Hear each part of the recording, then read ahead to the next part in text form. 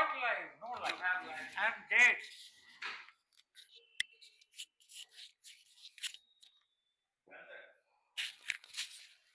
Yes, good evening friends. On behalf of Maadhavi classes, I, Rajiv Ranjan, stand before you to conduct your classes for your BPSC essays, English medium. दोस्तों, जैसा कि आप जानते हैं, your BPSC essay is of vital importance to you. It encompasses a sizable section of your main syllabus और यूं कह लीजिए कि इसमें as much as 82 to 83% marks भी मिले हैं and as low as 10 to 15% marks भी मिले हैं. So how you score goes a long way in determining how you feature in the mains list. आइए एक बहुत इंपॉर्टेंट टॉपिक का दृष्टालोकन करते हैं जो कि आज के संदर्भ में बहुत ज्यादा इंपॉर्टेंट है, and that is minorities at the crossroads. हाँ, आज के समय में हमारे अल्पसंख्यक अपने को एक चौराहे पे पाते हैं जहां की कह लीजिए कि जान आफत में है, मैं किधर जाऊं, मैं इधर जाऊं या इधर जाऊं. तो they are caught in a cultural dilemma, a cleft wherein they find it very difficult and perplexing to chart out their future socio-cultural mode of existence. आइए let's come straight to the topic now और हम आपको शुरू करते हैं with the introduction.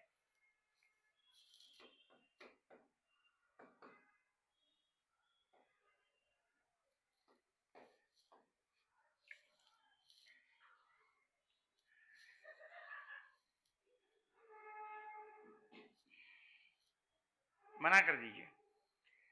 The Sachar Commission report and the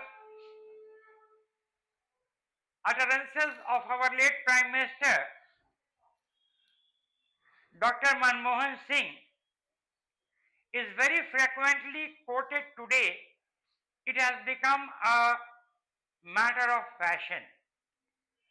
The Sachar Commission depicted the deplorable condition of our minorities in India, how they are being deprived of the basic avenues of growth and development, and then our late Prime Minister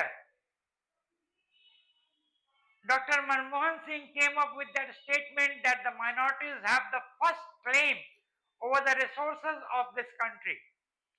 Friends, both these situations are depicted in a very negative vein. The minorities are being cornered, that's a fact. The alibis or the causes or the reasons given are a positivistic change from the point of the central government and an undue cultural intrusion by the Muslim clergy and the fundamentalist and orthodox elements within our Muslim community. Some progressive Muslims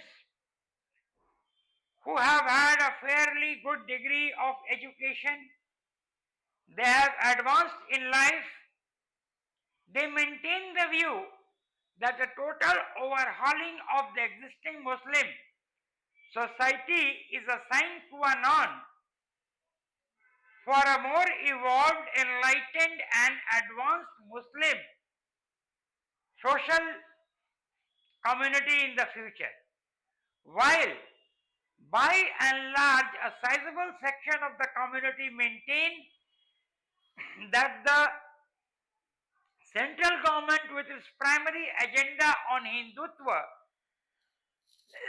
is undertaking unnecessary intrusion in the day-to-day life and activities of the Muslim community. Now we come, this is the introduction. We come to the main body.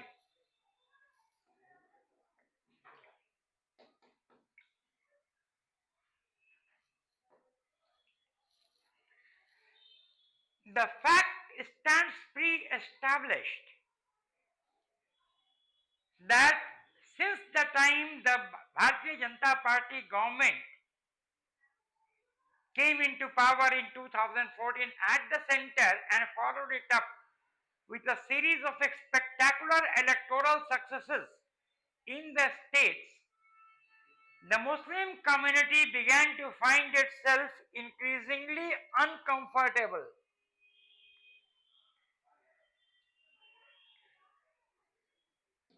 There are several conscientious issues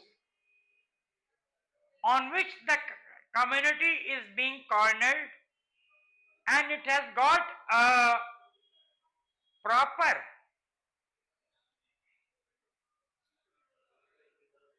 rebuttal against these measures. The firstly, let us take into consideration the positive aspects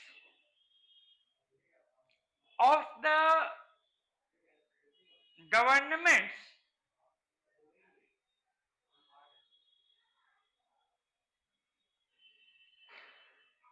progressive measures to reform and restructure, overhaul the Muslim community. The case of triple talaq is a case in point. Triple talaq, which does not find mention in the classical Islamic text of Hadith and Quran, and is more or less a syncretist social aberration in Islam, has had acquired the dubious distinction of being a tool of exploitation and perpetuation of male hegemony. It has already been banned in several Islamized countries like Indonesia, Malaysia, Singapore, United Arab Emirates, Bahrain, and possibly the United Arab Republic. But here in India, which professes itself to swear by the Progressive Hindu Code Bill and the Hindu Marriage Act, the abominable practice of triple talaq called talaq-i-bidat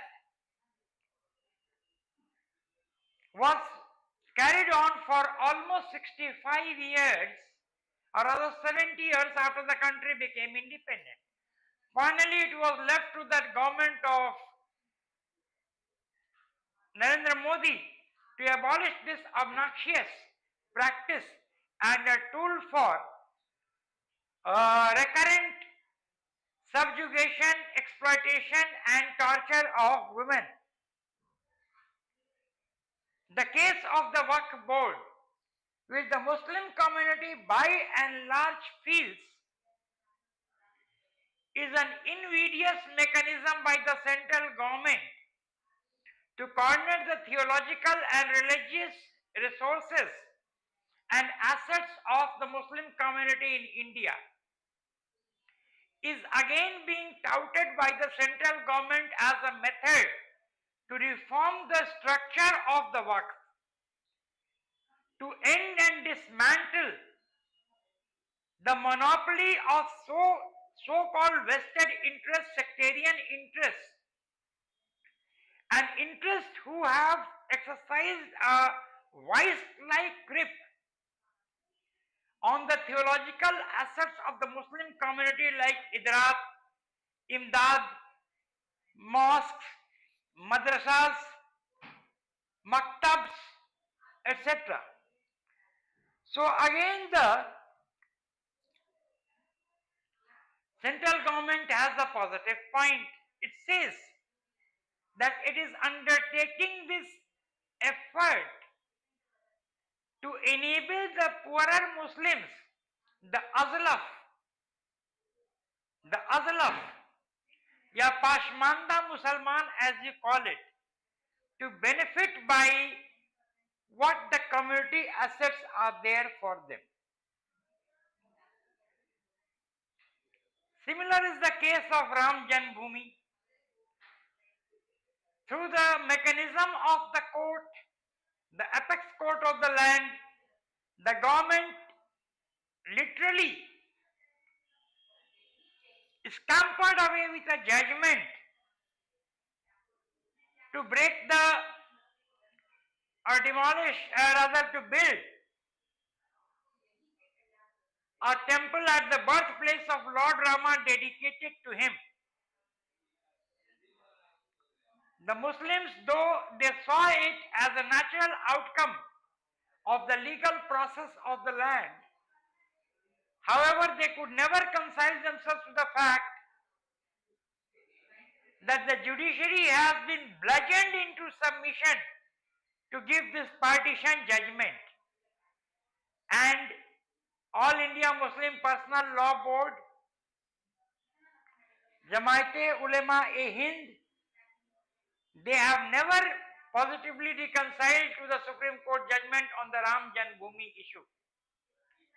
And a testimony of this is the fact that they have not yet built a mosque on the 5 acres of land allocated for them in Ayodhya, where an alternative structure of the mosque can be built to compensate for the demolition of the Babri Masjid on the site of the birthplace of Lord Rama. Friends, then we have the obnoxious syndrome of bulldozer action.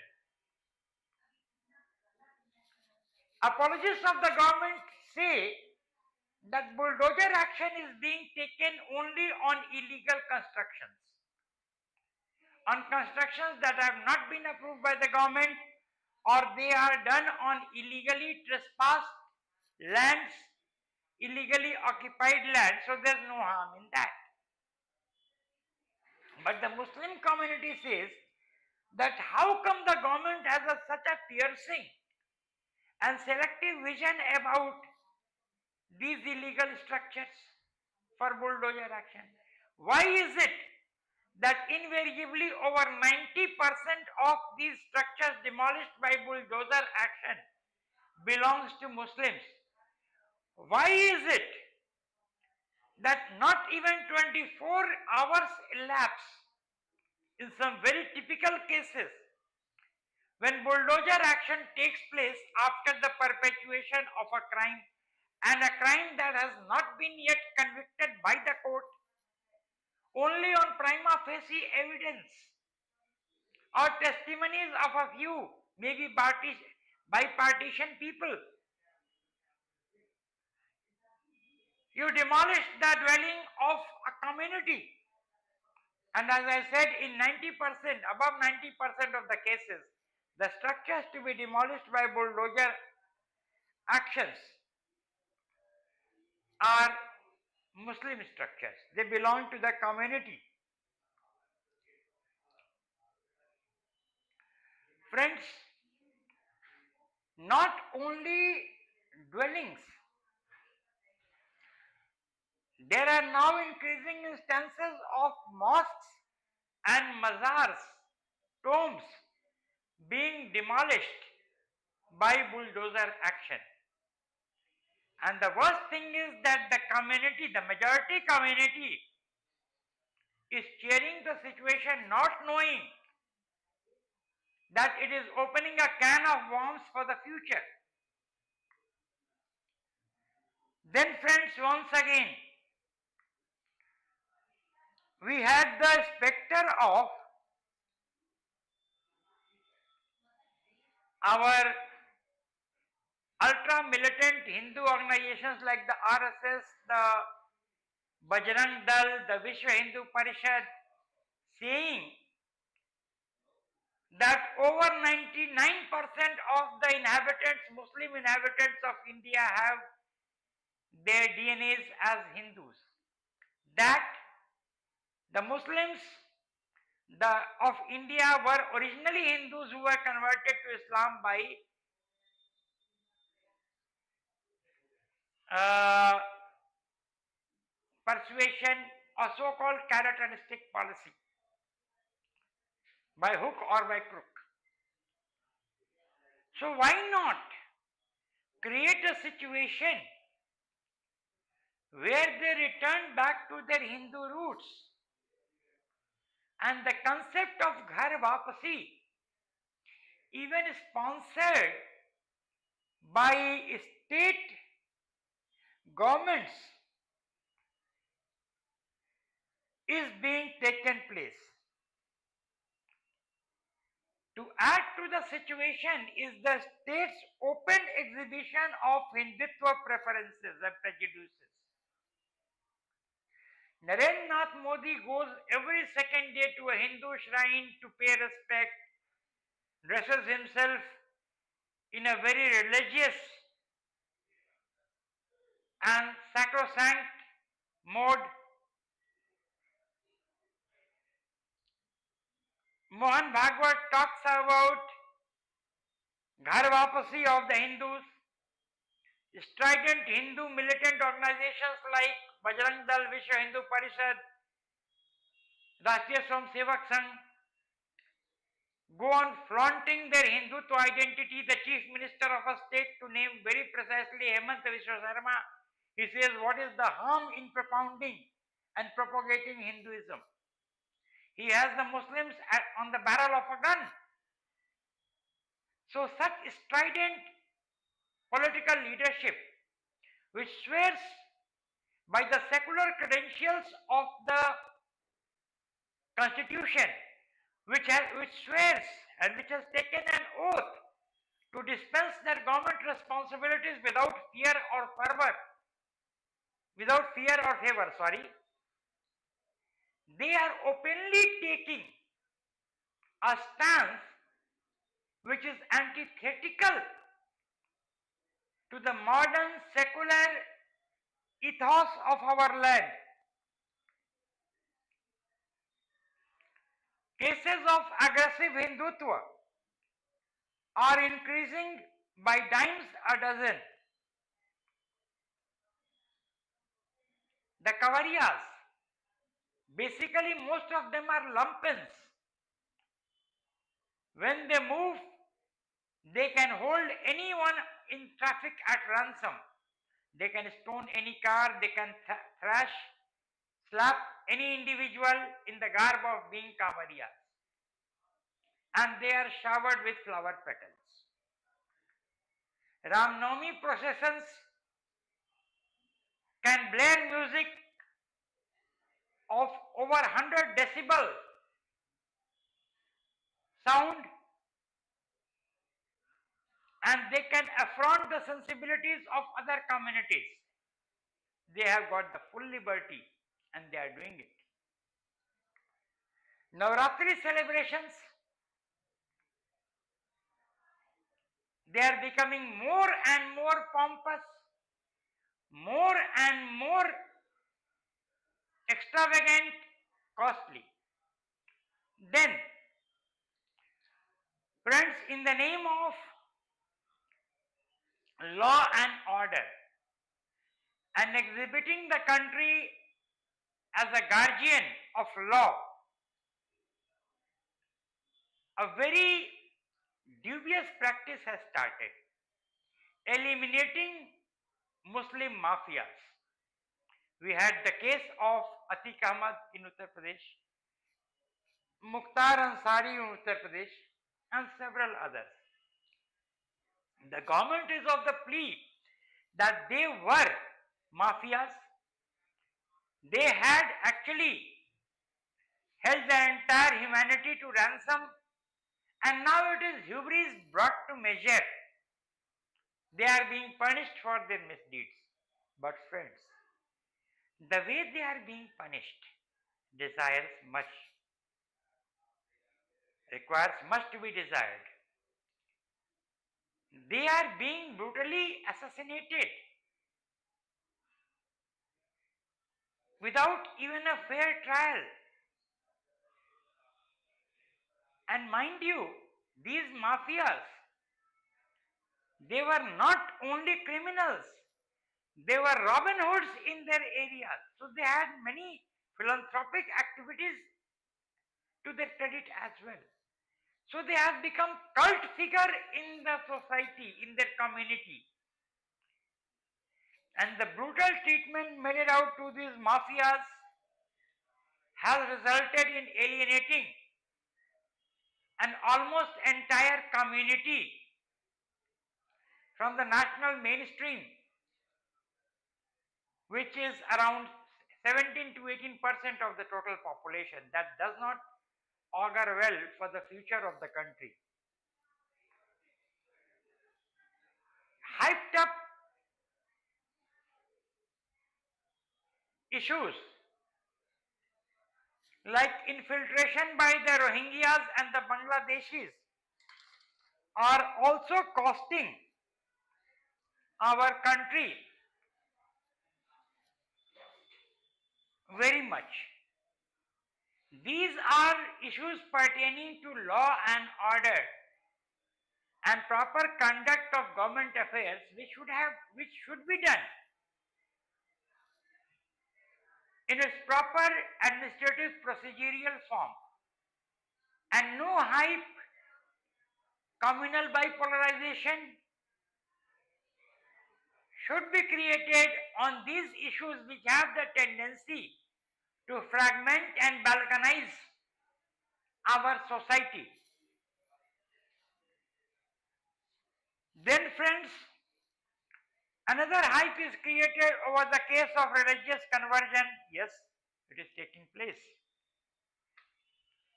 Over the celebration of Christians,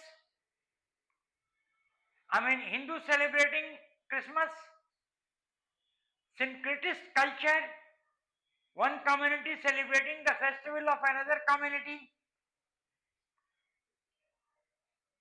Muslims celebrating Dashera and Diwali, Hindus celebrating Eid and Christmas, such things, and Valentine Day, they go against the cultural ethos of the country. Religious conversion is an issue which should be addressed to. And the question of the freedom of conscience versus religious conversion by allurement and greed should be properly examined. And why to create that morass of poverty, destitution, and want that forces our citizens to convert their religious creed? Then, in recent times, we are finding increasing instances of cultural chauvinism. More and more temples, opulent and magnificent temples are being built now. Grander pandals are built for the Navratri sessions. The processions of the religious processions on Ram Navami, Navratri, Visarjan, etc. They are being much hyped with blaring music, raucous songs, and deafening crescendos of the faithful. All these tend to coerce and intimidate our minorities.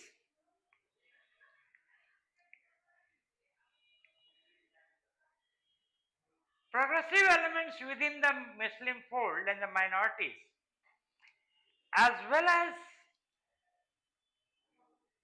apologists of the government, they maintain that all these reforms have been of a progressive and contributory nature. As the Sachar Committee report says, the Muslims have till date suffered a ghetto existence. They are living in a morass of poverty, destitution, deprivation, and want, and should be uplifted en masse if they have to get their redemption in the Indian Union. For this, they say that the education in madrasas has to be reformed, it has to be modernized. Theological and scriptural education in the madrasas has to be discouraged. Child marriage, polygamy, and halala practices among the Muslims, they have to be banned by law, and the Uniform Civil Code has to be enforced through the length and breadth of the country. Friends, of recent times, there is also been a cultural onslaught on the minorities. Babur is being portrayed as an invader, a vandal, a looter, whereas the fact is that Babur was a learned person who has beautifully penned his autobiography Tuzuk-e-Baburi. Mughal heritage is being denounced.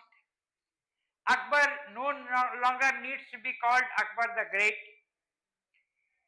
in spite of the fact that the most earning monuments in our tourism are the Taj Mahal, the Agra Fort, the Red Fort, etc. Still, we are denigrating Mughal culture, the contributions of the Mughals. So we have developed a tainted prismatic view of the Muslim community. We are frequently changing Muslim names. Faizabad has been changed to Ayodhya. Mughal Sarai has been changed to Deen Dayal Nagar. Allahabad has been changed to Prayagraj, etc. etc. And not only that, once viewed as the language of etiquettes, refinement, sophistication, and urbanity, the Urdu language is being downgraded and denigrated as being a language of a people who are essentially abominable and base. So such is the cultural onslaught on the minorities as well. Then we have this, now to sum up. Friends, the American patriot and thinker Benjamin Franklin once said, "Happy is the nation whose annals are zero in history." And it applies to India of the present day. Our communally scarred historical legacy is discomforting us even today. Today, the country is on the brink of bipolarization. A fair degree of communal separation has been brought about. We have not learned the lessons of our history. It was the same attitude of cultural and religious chauvinism which resulted in the partition of the country in 1947 that is bleeding our country even today. And we are still undertaking the same methods of functioning. Shaukat Ali of Uttar Pradesh says that Muslims should produce 18 children. Mohan Bhagwat was on TV today saying that at least 3 children should be produced by the Hindus per family. So friends, all these retrograde, irredentist, obscurantist, and orthodox religious views are breeding fundamentalism, regression, non-progressive attitudes in our country among our people, and this does not portend very well, very good for the future of India. It is high time that we sit up and take notice. It is the bounden duty of the citizens of India, the right thinking, secular minded citizens of India, to have a very microscopic view of the developments that may one day boomerang into a catastrophic situation for the country. With this, I, Rajiv Ranjan, on behalf of Maadhavi classes, thank you for the session. My best of wishes. Thank you.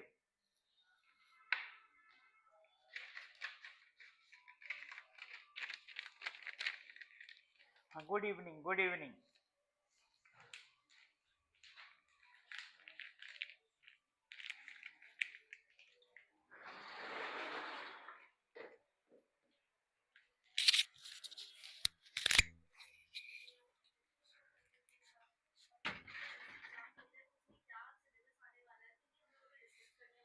पहला अगर हम लोग बात करें biology का chapters के बारे में तो जो पहला हमारा चैप्टर वो है सेल।